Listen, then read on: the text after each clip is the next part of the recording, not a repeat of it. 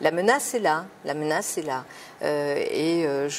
Vraiment, je le dis, les pouvoirs publics sont présents dans cette menace. Ils n'ont pas atténué la vigilance et le dispositif nécessaire.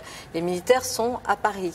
C'est quand même quelque chose de totalement unique par rapport à la situation qu'on a pu connaître jusque-là. Je pense que la vigilance, la protection du territoire, des lieux qui doivent être protégés, doit rester à son niveau d'alerte maximale. C'est le cas, par exemple, à Paris, où le dispositif Sentinelle n'a pas été modifié ou atténué. On a toujours à Paris, fort heureusement, une protection dans tous les lieux qui sont des lieux susceptibles d'être des cibles. Je pense aux écoles juives, je pense aux lieux du culte juif, mais aussi du culte musulman, du culte catholique, depuis aussi la tentative d'attentat à Villejuif.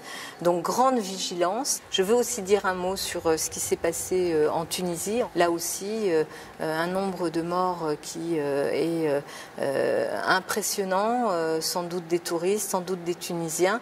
Et je veux aussi dire ma solidarité au peuple tunisien. Je m'étais rendue à Tunis après l'attentat du Bardo. On travaille avec le maire de Tunis et les autorités tunisiennes aussi sur la dimension touristique en Tunisie. On voit bien que c'est ce que sans doute les terroristes ont voulu une fois de plus affaiblir.